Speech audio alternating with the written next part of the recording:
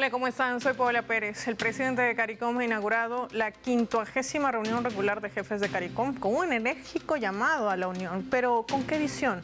¿Será más hacia el sur global o inclinada a Estados Unidos?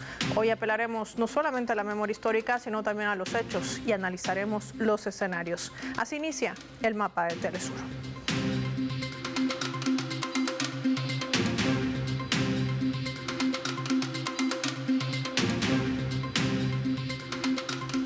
Por esta razón les proponemos desplegar nuestro mapa y revisar algunos datos claves para entender de qué va la CARICOM, que se convierte en una víctima de la injerencia de Occidente. Vayamos por ello a desplegar nuestro mapa mundi. Vamos a identificar en nuestro mapa a esta comunidad del Caribe con su logo. Una organización internacional fundada en 1973 mediante el Tratado de Chaguaramas, en sustitución de la Asociación Caribeña de Libre Cambio CARIPTA.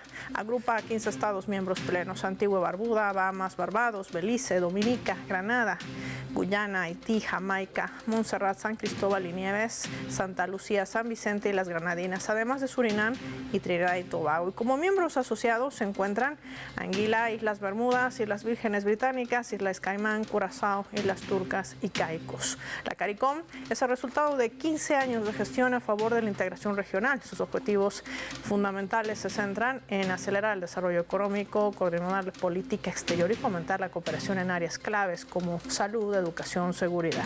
Su máxima autoridad es la Conferencia de Jefes de Estado, que traza la política del GROPE, apoyada también por un Consejo de Ministros que se ejecuta a través de planes estratégicos. La Comunidad del Caribe es uno de los movimientos, además de integración, más antiguos del sur global. Su trabajo se enfoca en la facilitación del comercio, el acceso a mercados, solución de controversias, solucionando así la región o consolidándola, en todo caso, como un actor unificado en medio de un escenario internacional. Sumemos más datos.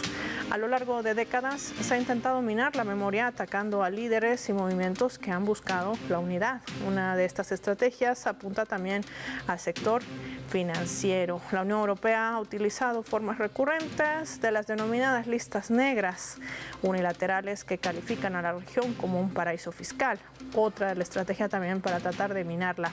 En otros casos, Occidente, liderado por Estados Unidos, ha intentado fracturar la postura común de este organismo, como en el último encuentro, que además el jefe de Estado de la Comunidad del Caribe contaba con la presencia del secretario de Estado de los Estados Unidos. Ahí lo tienen en la imagen, Marco Rubio, quien no dejó de apuntar ni a Cuba ni a Venezuela. Esto ha generado también un comunicado oficial de la República Bolivariana de Venezuela, que ha calificado como una injerencia e intromisión absolutamente injustificada.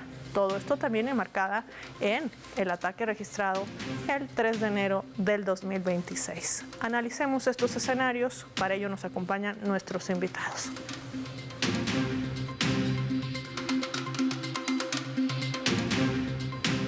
Recibimos desde México, nos acompaña Ricardo Domínguez, investigador de la UNAM. Ricardo, qué gusto tenerte en el mapa de Telesur, bienvenido. Paola, buenas tardes. Desde Chile también sumamos a Fernando Estensoro, analista internacional, que también nos acompaña hoy en el programa. Bienvenido. Hola, ¿cómo está? Buenas tardes. Gracias a ambos por su tiempo para el mapa de Telesur. Ricardo, ¿por qué minar la CARICOM? ¿Qué intereses se barajan de por medio? Bueno, yo creo que por lo menos podemos mencionar un par de elementos. El primero tiene que ver con toda esta política hemisférica de los Estados Unidos, esta necesidad de recuperar espacios, presencia en toda la región de América Latina y el Caribe. Y por el otro lado, ¿no?, me parece que un elemento importante es la cohesión que ha tenido el CARICOM a través de su historia, que le ha llevado a tener lazos específicos con Venezuela, Cuba particularmente, que hoy son temas de preocupación para los Estados Unidos. Entonces son dos cosas que se combinan y que entran inmediatamente en los planes de esta política de los Estados Unidos de recuperación de espacios hegemónicos en todos lados y particularmente en nuestra región. En medio de este escenario, Fernando, se ha hablado mucho de injerencia. La presencia del secretario de Estado de los Estados Unidos es un reflejo de ello. ¿Cómo calificar no solamente sus declaraciones, sino la intencionalidad que tiene de acercarse a países claves en una región que además hoy se ha convertido, y lo voy a entrecomillar, en un campo abierto de batalla? La presencia de fuerza militar, lo que se refiere también al ataque de embarcaciones y el último incidente, no hay que dejar atrás lo que ha sido esta lancha procedente con matrícula de Florida, Estados Unidos, que trataba de llevar adelante un ataque, una infiltración terrorista. No sé si directamente de Estados Unidos, esto viene en investigación, pero cargada con fuerte arsenal militar bélico. Así es. Es como Estados Unidos está en una política de neoimperialismo en esta tercera década del siglo XXI, con el corolario Trump de la doctrina Monroe, como fue publicado en el último documento de seguridad nacional de Estados Unidos. Nosotros, América Latina y el Caribe, somos muy importantes, tenemos una gran cantidad de recursos naturales, somos uno de los pocos almacenes de recursos naturales que le queda al planeta. El otro gran almacén es la Antártica, y después venimos nosotros. Entonces Trump y su gobierno están en su pugna con China, en su guerra con China, ¿no? Quieren expulsar a China de la región y apoderarse tranquilamente de todos nuestros recursos naturales. Por eso es este corolario Trump de la doctrina Monroe. Entonces, ¿y qué es lo que está haciendo? Está desarmando, está buscando desarmar todos los procesos de unidad, todos los procesos de independencia de los países y volverlos a someter en como te digo, desde mi perspectiva, esto es un neoimperialismo claro, ¿ya? No es un eufemismo lo que estoy señalando, es un neoimperialismo, ¿ya? Y por lo tanto busca una recolonización de los países de América Latina y el Caribe, y para eso necesita títeres o esbirros que cumplan sus directrices, y necesita poner capataces en los distintos países que cumplan las órdenes y que lleven adelante las órdenes que se dictan desde Washington. Entonces, obviamente, a aquellos países que han mantenido una política de independencia, a los países que han sabido defender su soberanía frente a estas presiones, son los primeros blancos, ¿ya? A los cuales Estados Unidos necesita derrotar y necesita vencer en la lógica de Estados Unidos, ¿no es cierto? Donde está Venezuela y donde está Cuba como los grandes ejemplos de políticas independientes de América Latina. Por lo tanto, estamos en medio de una guerra. Esto está comenzando, lamentablemente. Estos son los primeros pasos. Y probablemente la lancha, o sea, es evidente que es injerencia de Estados Unidos, de la CIA, de Marco Rubio, que ha sido denominado por Trump como una suerte del nuevo virrey, ¿ya? Que pone a Estados Unidos a cargo de los problemas de América Latina. Y lo que anda haciendo el señor Marco Rubio es, por supuesto, buscando capataces que sepan someter y esclavizar nuevamente a nuestros pueblos. Yo creo que, como le digo, estamos ya en medio de una guerra, pero la razón es la caída del poder hegemónico estadounidense. Lo único que le queda finalmente es recurrir a la fuerza, y han decidido, la política de Trump es tratar de atrincherarse en lo que él denomina el hemisferio occidental, en la perspectiva de que todos nuestros recursos tienen que servir a sus intereses para su guerra con China. Y en medio de estos escenarios, muchos se preguntarán, ¿por qué la inclinación de algunos representantes de miembros de la CARICOM, porque no es toda, y sobre todo apelando a esta memoria histórica? De esto me gustaría profundizar también en los siguientes escenarios. Le pido a Ricardo y a Fernando que se mantengan en línea. Al regreso vamos a seguir analizando en lectura geopolítica. No sin antes, marquemos una pausa breve y lo hacemos revisando nuestra escala.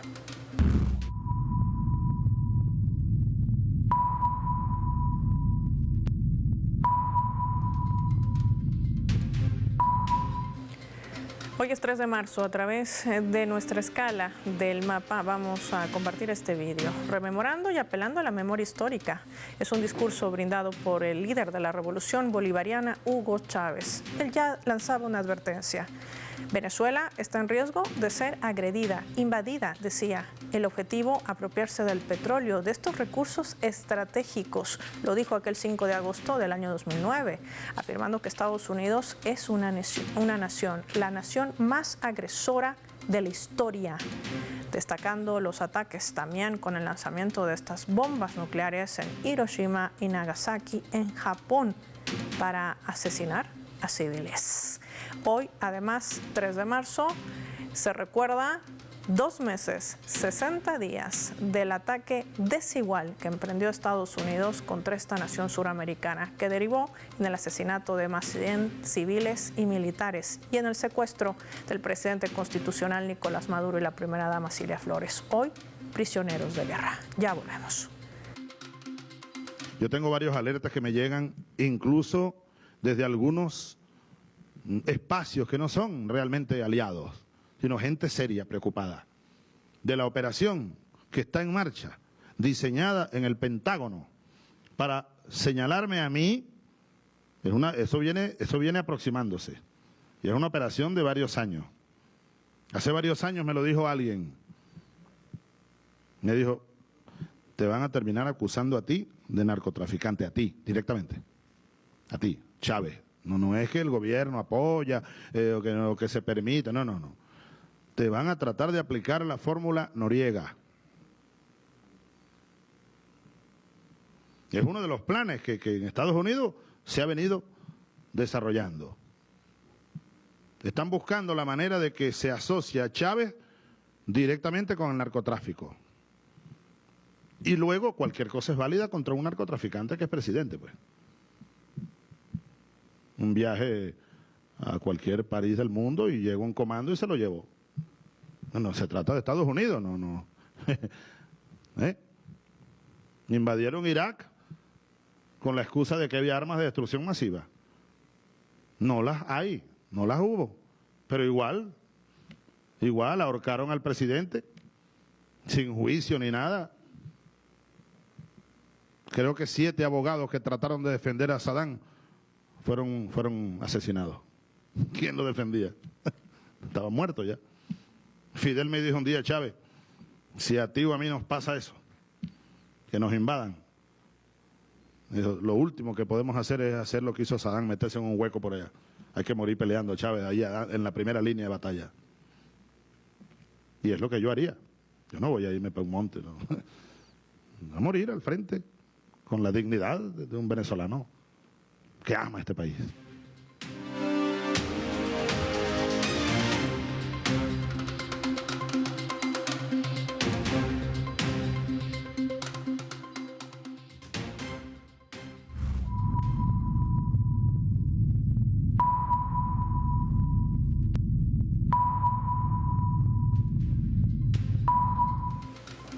Vamos a sumar otro elemento también para el análisis a través de la fotografía. Por un lado ven al presidente de Estados Unidos, Donald Trump, y de fondo a la mayor de las Antillas, Cuba. A principios de este año, el denominado corolario Trump, que es su estrategia de seguridad nacional, bautizada así por el propio inquilino de la Casa Blanca, se centra en una política de presión máxima y posible control sobre Cuba. Ha sido calificada por el propio Donald Trump como una toma de control amistosa, decía en su más reciente declaración. Todo esto tiene que ver con la asfixia energética que implementa con la aprobación de una orden ejecutiva que se suma además a un bloqueo ilegal que mantiene contra el pueblo cubano por más de 60 años. Todo esto tiene que ver con la última reunión de la CARICOM, sin lugar a dudas. Cuba ha sido uno de los países que se ha tocado dentro de este encuentro y hoy vamos a analizar el porqué.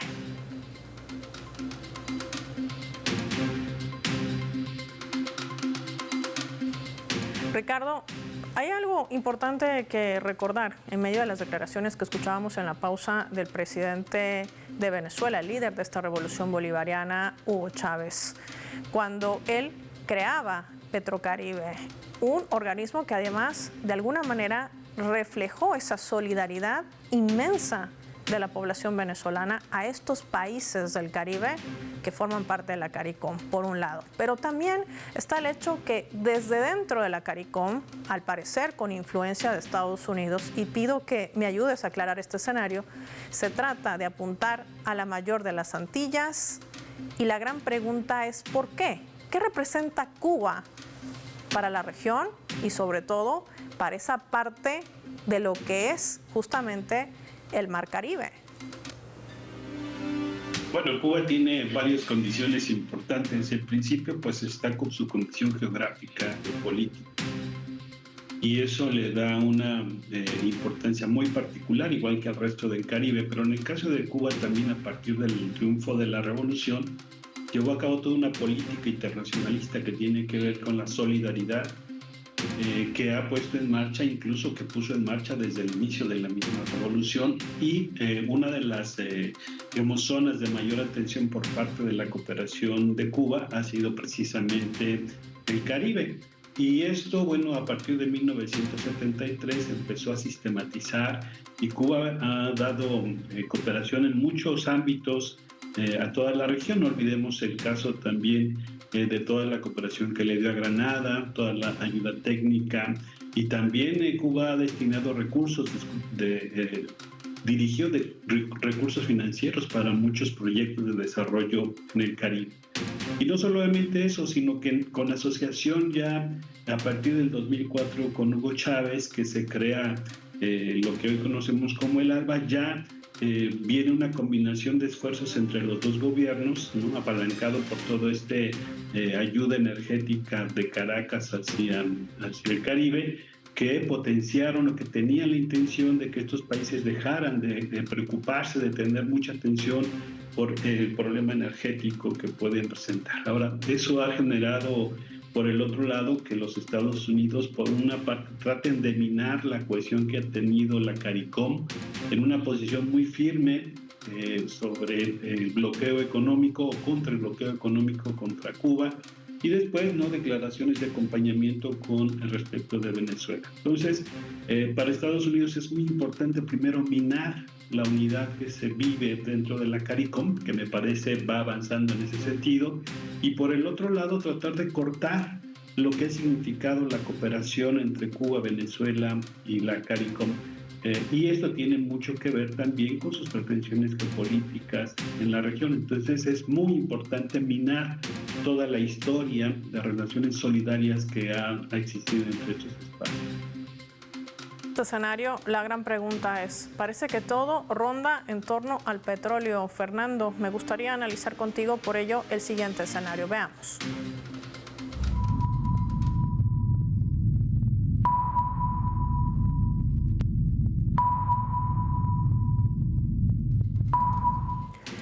Esta es parte de la declaración que brindaba el primer ministro de San Cristóbal y Nieves. Terrence Drew decía, ya existe una asociación de larga data entre Estados Unidos y los estados de la CARICOM para responder a los retos comunes, decía, refiriéndose a los países miembros de la CARICOM. Vamos a analizar este escenario.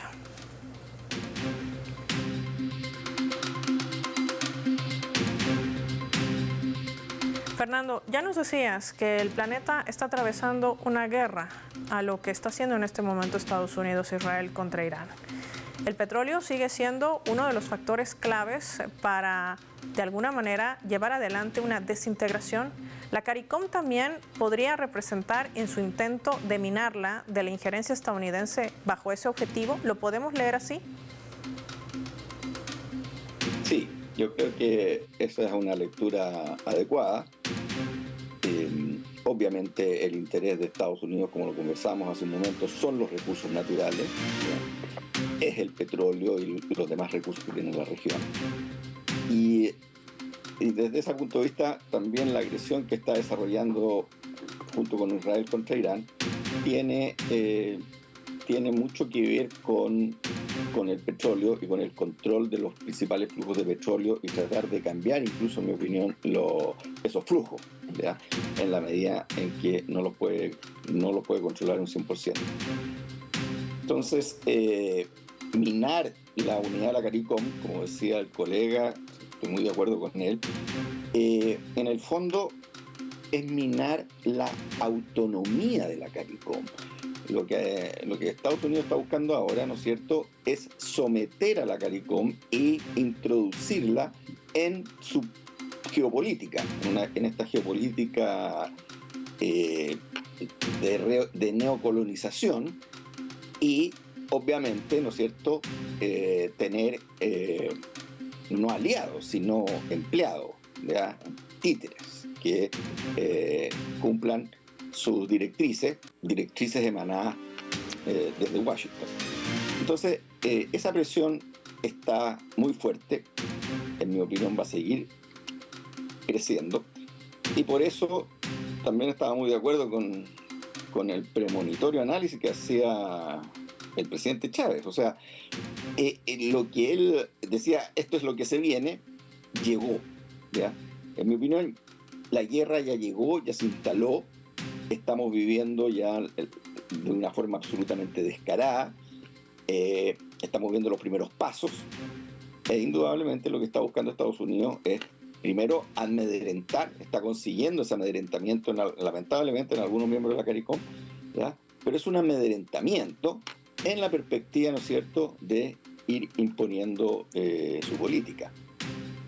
Una injerencia absolutamente descarada, ya no la disfrazan. Antes, siempre Estados Unidos tenía una injerencia, pero antes la disfrazaba, eran más hipócritas los presidentes anteriores. Ahora, como estamos en guerra, ya no es necesario de disfrazar nada, y en ese sentido Trump y su equipo ya no adorna el discurso intervencionista de Estados Unidos, lo dice derechamente, ¿ya?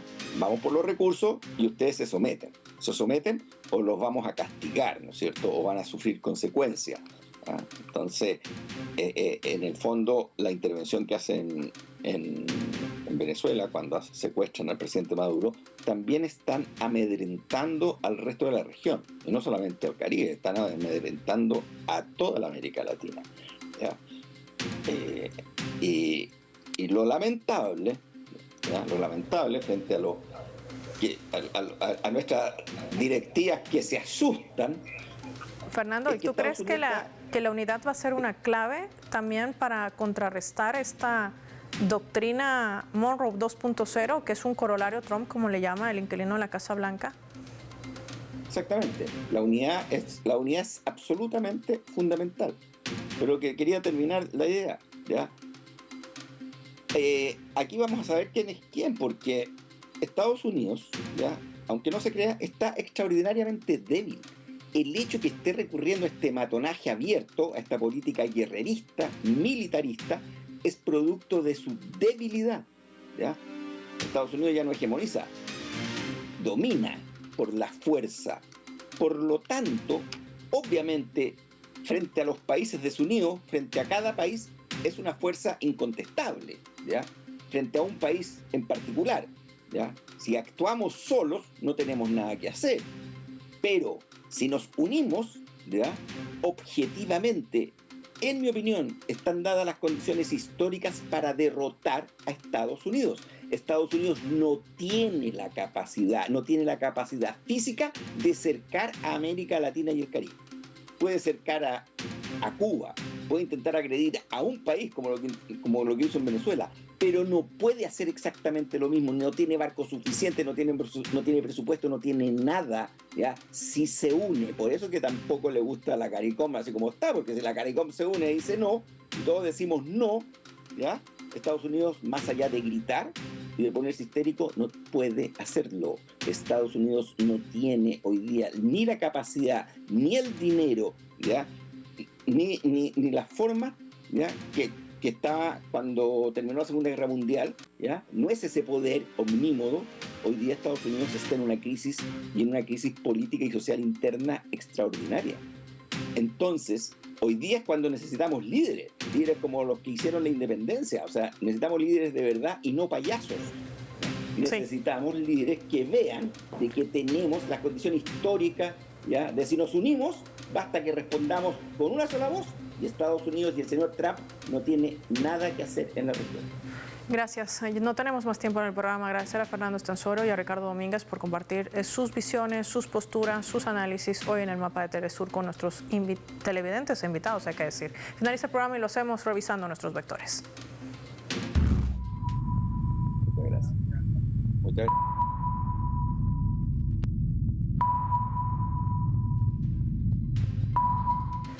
Nuestro radar en el mapa hoy nos refleja las 3 claves sobre este tema. CARICOM, un blanco de Occidente. Vamos a revisar algunas claves. Hablemos de Petrocaribe. Dentro de la doctrina bolivariana, los pueblos latinoamericanos y caribeños son bolivarianos, que a través de Petrocaribe significaron ese desarrollo a través de un proyecto que iba en contraposición a aquellos intereses de Estados Unidos, que se ha trazado en medio de una estrategia para hacer del control de estos recursos energéticos. Todo ronda a raíz del petróleo.